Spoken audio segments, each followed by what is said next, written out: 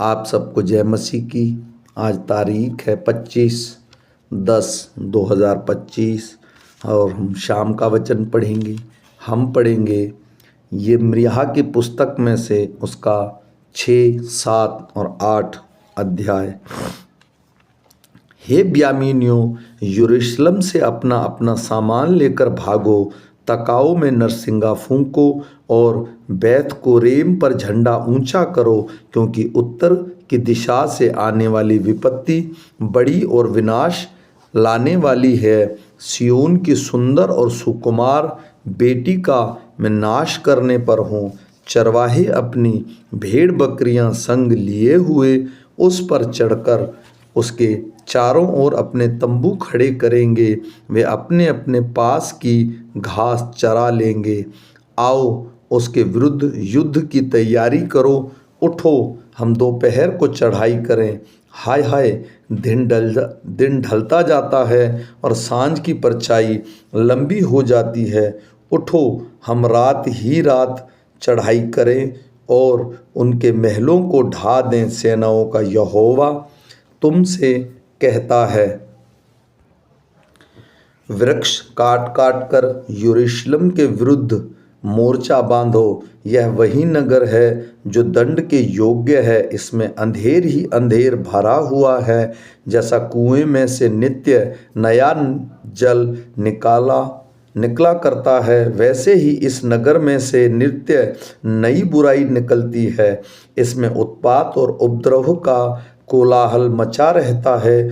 चोट और मारपीट मेरे देखने में निरंतर आती हैं। हे यरूशलेम, ताड़ना से ही मान ले, नहीं तो तू मेरे मन से भी उतर जाएगी और मैं तुझको उजाड़ कर निर्जन कर डालूंगा। सेनाओं का यहोवा यूं कहता है, इज़राइल के बचे हुए दाखलता के समान ढूंढ ढूंढ कर तोड़े जाएंगे।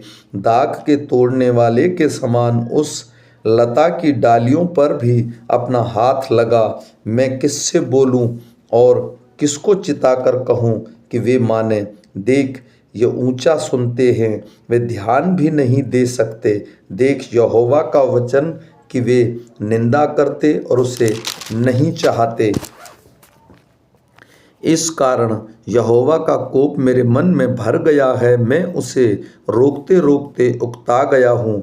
बाजारों में बच्चे और जवानों की सभा में भी उसे उड़ेल दे, क्योंकि पति अपनी पत्नी के साथ और अधेड़ बूढ़े के साथ पकड़ा जाएगा। उन लोगों के घरों में खेत और स्त्रियां सब दूसरों की हो जाएंगी, क्योंकि मैं इस देश के रहने वालों पर हाथ बढ़ाऊंगा। यहोवा की यही वाणी है, क्योंकि उनमें छोटे से लेकर बड़े तक सब के सब लालची हैं, और उन क्या भविष्यवक्ता क्या याजक सब के सब छल से काम करते हैं। वे शांति है शांति ऐसा कह कहकर मेरी प्रजाओं के घाव को ऊपर ही ऊपर चंगा करते हैं, परंतु शांति कुछ भी नहीं। क्या वे कभी अपने घृणित कामों के कारण लज्जित हुए? नहीं, वे कुछ भी लज्जित नहीं हुए। वे लज्जित होना जानते ही नहीं।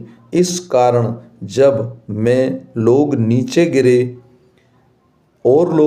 गिरे तब वे भी गिरेंगे, और जब मैं उनको दंड देने लगूंगा तब वे ठोकर खाकर गिरेंगे। यहोवा का यही वचन है। यहोवा यूं कहता है, सड़कों पर खड़े होकर देखो और पूछो कि प्राचीन काल का अच्छा मार्ग कौन सा है, उसी में चलो और तुम अपने अपने मन में चैन पाओगे। पर उन्होंने कहा, हम उस पर न चलेंगे। मैंने तुम्हारे लिए पहरुए बैठाकर कहा, नरसिंगे का शब्द ध्यान से सुनना। पर उन्होंने कहा, हम न तो सुनेंगे। इसलिए वे जातियों, सुनो, हे मंडली, देख कि इन लोगों में क्या हो रहा है। हे पृथ्वी सुन, देख कि मैं इस जाति पर वह विपत्ति ले आऊँगा जो उनकी कल्पनाओं का फल है, क्योंकि इन्होंने मेरे वचनों पर ध्यान नहीं लगाया और मेरी शिक्षा को इन्होंने निकम्मी जाना है। मेरे लिए जो लोबान, शाबा से और सुगंधित नरकट जो दूर देश से आते हैं, इसका क्या प्रयोजन है? तुम्हारे होम बलि से मैं प्रसन्न नहीं हूँ और ना तुम्हारे मेल बलि मुझे मीठे लगते हैं। इस कारण यहोवा ने यूँ कहा है, देखो मैं इस प्रजा के आगे ठोकर रखूँगा और बाप और बेटा, पड़ोसी और मित्र सब के सब ठोकर खाकर नाश होंगे। यहोवा यूँ कहता है, देख उत्तर से वरन पृथ्वी के छोर से एक बड़ी जाति के लोग इस देश के विरोध में उभर जाएंगे। वे धनुष और बर्छी धारण किए हुए आएंगे। वे क्रूर और निर्दयी हैं और जब वे बोलते हैं तब मानो समुद्र गरजता है। वे घोड़े पर चढ़े हुए आएंगे। हे सिय्योन के वीर के समान सशस्त्र होकर तुम पर चढ़ाई करेंगे। इसका समाचार सुनते ही मेरे हाथ ढीले पड़ गए हैं। हम संकट में पड़े हैं, जच्चा की सी पीड़ा हमको उठती है। मैदान में मत निकलो, मार्ग में भी न चलो, क्योंकि वहाँ शत्रु की तलवार और चारों ओर भय दिखाई पड़ता है। हे मेरी प्रजा, कमर में टाट बांध और राख में लेट। जैसा इकलौता पुत्र के लिए विलाप होता है, वैसा ही बड़ा शोक में विलाप कर, क्योंकि नाश करने वाला हम पर अचानक आ पड़ेगा। मैंने इसलिए तुझे अपनी प्रजा के बीच गुम्मट और गढ़ ठहरा दिया कि तू उसकी चाल परखे और जान ले। वे सब बहुत ही हठी हैं, वे लुतराई करते फिरते हैं, उन सबों की चाल बिगड़ी है। वे निरा तांबा और लोहा ही हैं। धोकनी जल गई, शीशा आग में जल गया। ढालने वाले ने व्यर्थ ही ढाला, क्योंकि बुरे लोग नहीं निकाले गए। उनका नाम खोटी चांदी पड़ेगा, क्योंकि यहोवा ने उनको खोटा पाया है। जो वचन यहोवा की ओर से यिर्मयाह के पास पहुंचा वह यह है, यहोवा के भवन के फाटक में खड़े हो और यह वचन प्रचार कर और कह, हे सब यहूदियों, तुम जो यहोवा को दंडवत करने के लिए इन फाटकों में प्रवेश करते हो, यहोवा का वचन सुनो। सेनाओं का यहोवा जो इज़राइल का परमेश्वर है यूँ कहता है, अपनी अपनी चाल और काम सुधारो, तब मैं तुमको इस स्थान में बसने दूंगा। तुम लोग यह कहकर झूठी बातों पर भरोसा मत रखो, यही यहोवा का मंदिर है, यही यहोवा का मंदिर, यहोवा का मंदिर। यदि तुम सचमुच अपनी चाल और काम सुधारो और सचमुच मनुष्य के बीच न्याय करो, परदेशी और अनाथ और विधवा और पर अंधेर न करो, इस स्थान में निर्दोष की हत्या न करो और दूसरे देवताओं के पीछे न चलो जिससे तुम्हारी हानि होती है, तो मैं तुमको इस नगर में और इस देश में जो तुम्हारे पूर्वजों को दिया था युग युग के लिए रहने दूंगा। देखो, तुम झूठी बातों पर भरोसा रखते हो जिससे कुछ लाभ नहीं हो सकता। तुम जो चोरी, हत्या और व्यभिचार करते, झूठी शपथ खाते, बाल देवताओं के लिए धूप जलाते और दूसरे देवताओं के पीछे उन्हें तुम पहले नहीं जानते थे चलते हो, तो क्या यह उचित है कि तुम इस भवन में आओ जो मेरा कहलाता है और मेरे सामने खड़े होकर यह कहो, हम छूट गए हैं कि ये सब घृणित काम करें? क्या यह भवन जो मेरा कहलाता है तुम्हारी दृष्टि में डाकुओं की गुफा हो गया है? मैंने समय यह देखा है कि यहोवा की यह वाणी है, मेरा जो स्थान शीलो में था, जहाँ मैंने पहले अपने नाम का निवास ठहराया था, वहाँ जाकर देखो कि मैंने अपनी प्रजा इज़राइल की बुराई के कारण उसकी क्या दशा कर दी है। अब यहोवा की यह वाणी है कि तुम जो ये सब काम करते आए हो और यद्यपि मैं तुमसे बड़े यत्न से बातें करता रहूं, तो भी तुमने मेरी न सुना और तुम्हें बुलाता आया परंतु तुम नहीं बोले। इसलिए यह भवन जो मेरा कहलाता है, जिसमें तुम भरोसा रखते हो, यह स्थान जो मैंने तुमको और तुम्हारे पूर्वजों को दिया था, इसकी दशा मैं शीलो की सी कर दूंगा। जैसे मैंने तुम्हारे सब भाइयों को अर्थात सारे अप्रेमियों को अपने सामने से दूर कर दिया, वैसा ही तुमको भी कर दूंगा। इस प्रजा के लिए तो प्रार्थना मत कर, ना इन लोगों के लिए ऊंचे स्वर से पुकार, ना मुझसे विनती कर, क्योंकि मैं तेरी नहीं सुनूंगा। क्या तू नहीं देखता कि ये लोग यहूदा के नगरों और यरूशलेम की सड़कों में क्या कर रहे हैं? देख, बाल बच्चे तो ईंधन बटोरते, बाप आग सुलगाता और स्त्रियां आटा गूंदती हैं कि स्वर्ग की रानी के लिए रोटियां चढ़ाई जाएं और मुझे क्रोधित करने के लिए दूसरे देवताओं के लिए तपा बंदें। यहोवा की यह वाणी है, क्या वे मुझी को क्रोध दिलाते हैं? क्या वह अपने ही को नहीं, जिसमें उनके मुंह पर स्याही छाए? अंत प्रभु यहोवा ने यों कहा, क्या मनुष्य, क्या पशु, क्या मैदान के वृक्ष, क्या भूमि की उपज, उन सब पर जो इस स्थान में है मेरे कोप की आग भड़कने पर है, वह नित्य जलती रहेगी और कभी न बुझेगी। सेनाओं का यहोवा जो इज़राइल का परमेश्वर है यों कहता है, अपने मेल बलियों के साथ अपने होम बलि भी बढ़ाओ और मांस खाओ, क्योंकि जिस समय मैंने तुम्हारे पूर्वजों को मिस्र देश में से निकाला, उस समय मैंने उन्हें होम बलि और मेल बलि के विषय कुछ आज्ञा ना दी, परंतु मैंने उनको यह आज्ञा दी कि मेरे वचनों को मानो, तब मैं तुम्हारा परमेश्वर होऊंगा और तुम मेरी प्रजा ठहरोगे, और जिस मार्ग में तुम्हें आज्ञा दूं उसी पर चलो, तब तुम्हारा भला होगा। पर उन्होंने मेरा ना सुनी और ना मेरी बातों पर कान लगाया। वे अपनी ही युक्तियों और बुरे कामों के हट पर चलते रहे और पीछे हट गए, पर आगे न बढ़े। जिस दिन तुम्हारा पुरखा मिस्र देश से निकले, उस दिन से आज के दिन तक मैं अपने सारे दासों भविष्यवक्ताओं को तुम्हारे पास बड़े यत्न से लगातार भेजता रहा, परंतु उन्होंने मेरी नहीं सुनी, ना अपना कान लगाया। उन्होंने हठ किया और अपने पुरखाओं से बढ़कर बुराइयां की हैं।